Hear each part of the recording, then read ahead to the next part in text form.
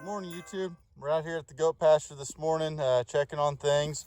We turned goats out into a new paddock last night rather, and come out here to check on and make sure everybody's still in their right place this morning.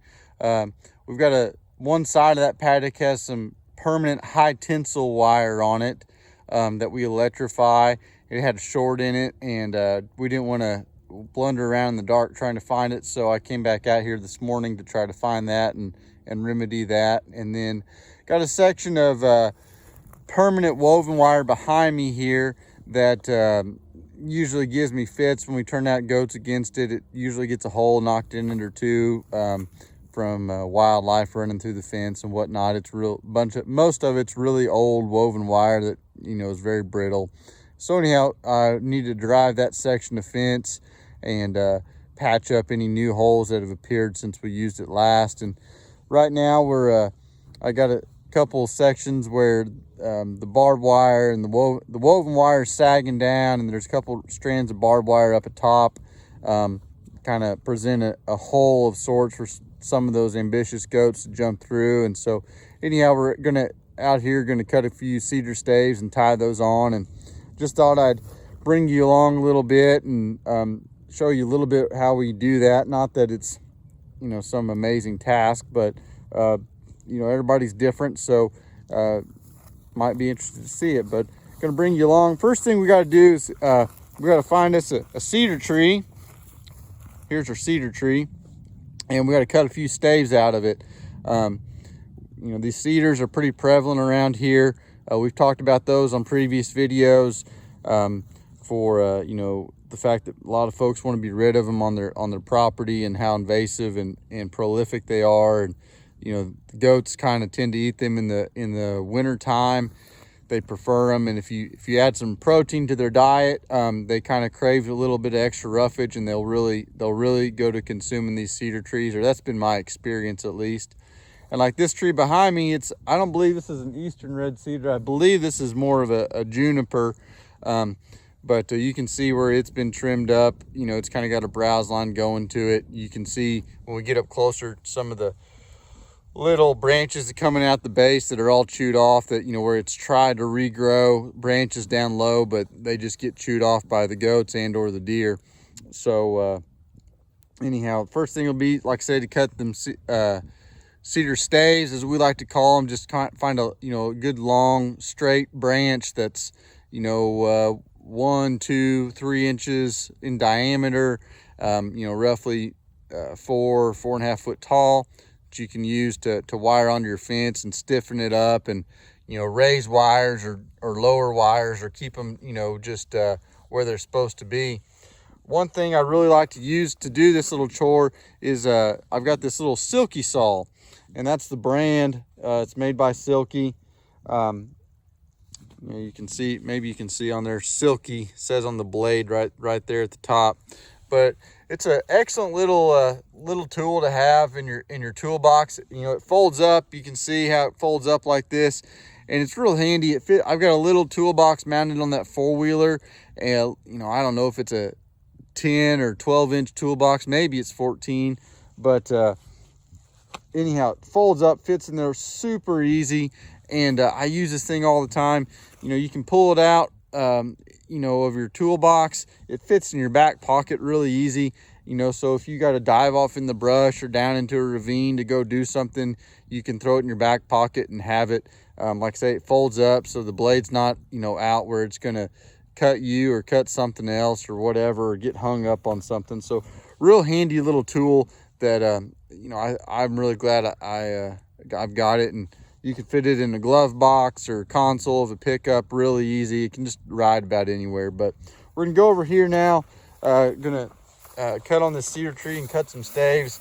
I don't know how this will work. I failed to bring my my little tripod stand, so I'm just got my hand here. So I'll try to film this, but if it's too poor quality, we'll cut it out and jump to the next scene. Okay, so here we go.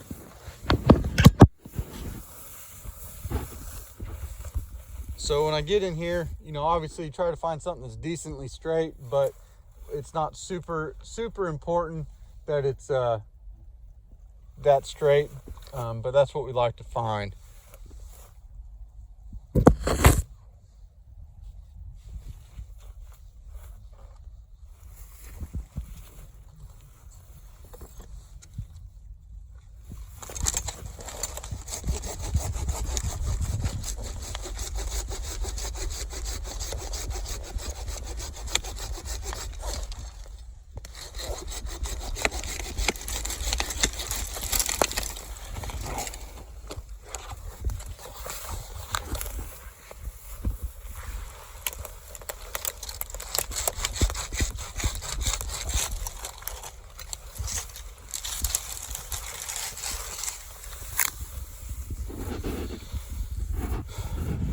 Okay, so now we got this limb down here on the ground, and basically, you know, it's a miniaturized version of bucking a log, as some people who are familiar with chainsaws might call it. But you just got to go over here and knock the branches off. You start with the kind of the bigger end, and got to cut that little fork out of it. And like I say, we'll shoot for about 4.5 feet.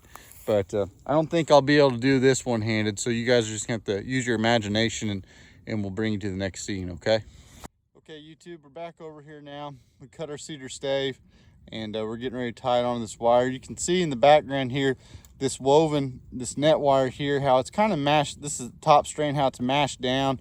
And then we've got these 2 strands of barbed wire that they've actually crisscrossed. Probably deer or something jumped this fence, hung a wire, and, you know, got it caught, or a cow leaned over it, mashed those wires, and those 2 barbed wires got caught on each other's barbs, and so now they're, you know, they're all twisted. So what we'll have to do then is, you know, I'll kind of lift this up by hand, this net wire, and try to pull it up and untwist these a little bit, and then we'll use this cedar stave here, and we'll set it in line there, and we'll tie those wires off to that stave where we want it to be. We'll just use a little bit of galvanized tie wire. It's like 14 gauge galvanized tie wire. Got a little spool of it right down there. I think maybe you could see that, but anyhow, that's just kind of the gist of it. Because even though this hole isn't terrible big, but it's sometimes you'll have a little worse version of this wire will be even more mashed down just a little bit. And that space right there, if this wire here is low enough, those goats, that, you know, they'll maybe try to crawl through that, jump through that, especially if they see something a little better on the other side. So you know, trying to keep this hemmed up a little bit is something you got to do. But here we go. Okay, YouTube, so we finished our small little project here. Just give you the gist of it. You know, we just tied that on, little twist tie, doubled it up at the top on the top wire, and down here through this net wire. Got these wires straightened out so that they're not sagging anymore, and that section of the fence is pretty goat tight now. So anyhow, we're probably gonna go hook onto our dog feeder and mineral feeder. We didn't move those either last night. It was kind of a late night move. So we'll tie onto them and drag them over, maybe get some footage of the sheep and goats. They're actually out here back behind me. I don't know if you guys can see them or not out there, but they're just out there grazing. I got them on a narrow little strip between me and that house, that homestead over there. There's a driveway that runs parallel to this fence I'm standing up against, and we just got a little narrow strip of grazing that they're on right now. I'm just gonna keep them there for a few days, but they're gonna be on the other side of this fence we just patched, so at least I get to use it twice, right, if I got to work on it. But this way they're up against this fence, and if we've got any holes in there that I missed, those goats will find it for me and give me a chance to get it patched. So when we put them on this other side, it's for sure solid, because they'll be over here on this other side for a good little bit of time, week or thereabouts. But anyhow, I'm going to sign off here for a second, and we'll catch you back up when we're moving some feeders, and we'll have a look at the goats and see what kind of condition they're in, and say hello to the dogs. All right, talk to you soon. So anyhow, we're moving our dog feeder now, like we said. I'm going to turn this four-wheeler off for just a second. Moving our dog feeder right now. Made some slight alterations to this dog feeder. a while ago we made a video about how to build this portable dog feeder, and boy, this is one of the best things I've done for my operation from the get-go. Making it easy to move this thing. Before, you know, we had T-post. For a while there, we were hanging it from a tree to keep insects out of it. And anyhow, this just makes this job so much easier to move these goats as regular as what we're doing. And you know, still have a self-feeder dog feeder to where you know, a day goes by, you're not worried about if the dogs got fed or not, or you know, it's just not that big a deal. But what I did before, you see it's chained on this end of the feeder.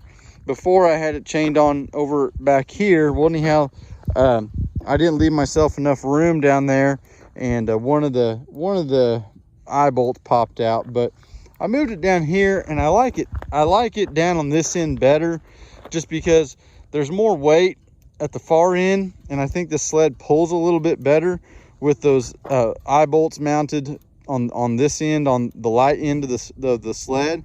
And so anyhow, I just thought I'd let you guys know that I made that alteration, and I'm pleased with it. You know, I've been dragging it around like this now for a month or so, and so it's just it's worked out really well. But no, this portable dog feeder, you know, it's the real deal. We'll probably post a link to the video of how I made that thing up in the screen maybe right now or something. So if you guys haven't checked that out before, you really ought to look at it if you're trying to move guard dogs on any kind of regular basis. The other thing, you know, when I do move this sled, when I have to cross my poly wire, the best thing I've done is, you know, just pin that poly wire down and put those posts close together like I did. And that way that wire is sure enough, you know, close to the ground so that you can drag that sled over.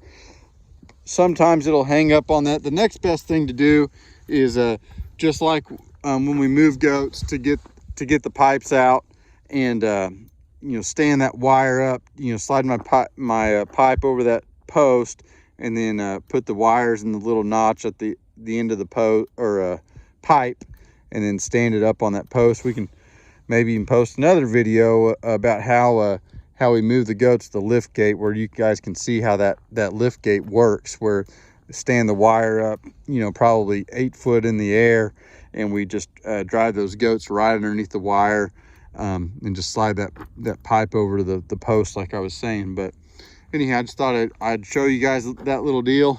Gonna get this situated. Little mesquite tree over there. There's a little tank right next to it. We're gonna go park this dog feeder over there by the mesquite tree.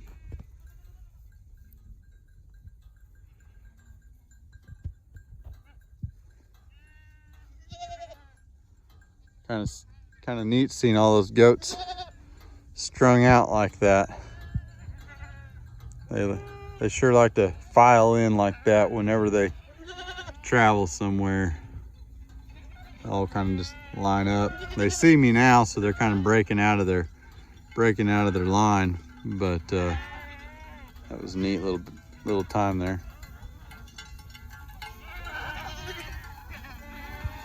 A little lame dog maybe there.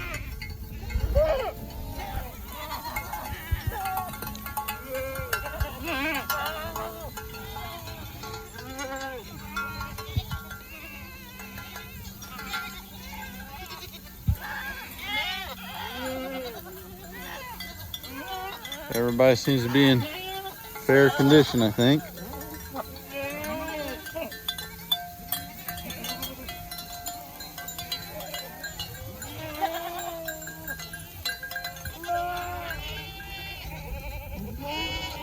We still have about 20 or so weather goats. That little kid goat there looking at you guys, a little blaze-faced kid goat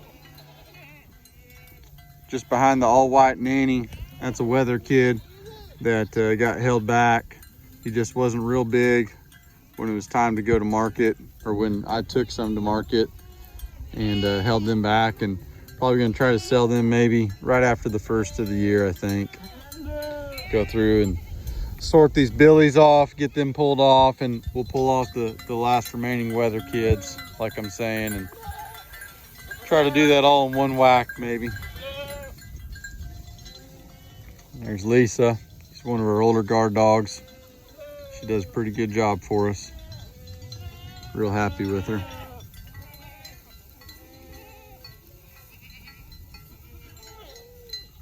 Guard dog in the back there, that's Duke. He's kind of standoffish, but he's probably the best dog that we have. You can't touch him, you can't pet him unless you get him in a, you know, close quarters in a little pen or something. But he's always with the goats. He's always doing his job. So we're glad we have him. All right, well, we're closing in on Christmas here. When we're making this video, it's, I don't know if it's the 20th or 19th maybe. And getting ready for Christmas, and had pretty warm weather here for this time of year. It finally did cool off last night, I think, maybe the day before. It's cool today, nice and sunny, but cool, blustery. But up until now, we've had pretty warm weather, pretty kind of unseasonal, really. So we'll see how the rest of this winter progresses. If we have another big event like we did last year, or if it stays pretty mild. We'll see how it goes. Goats handled it just fine last year when we had our big snow apocalypse, or you know, whatever you want to call it down here in Texas. But the goats, they fared well. They didn't weaken the whole time, so it didn't seem to affect them. But well, I hope everybody has a very Merry Christmas. Hopefully we can get this video out here fairly quick. We'll see. We might get it out before Christmas. We might not, but anyhow, if we don't, hope everybody had a great Christmas, and we'll talk to you on the next one. Bye now.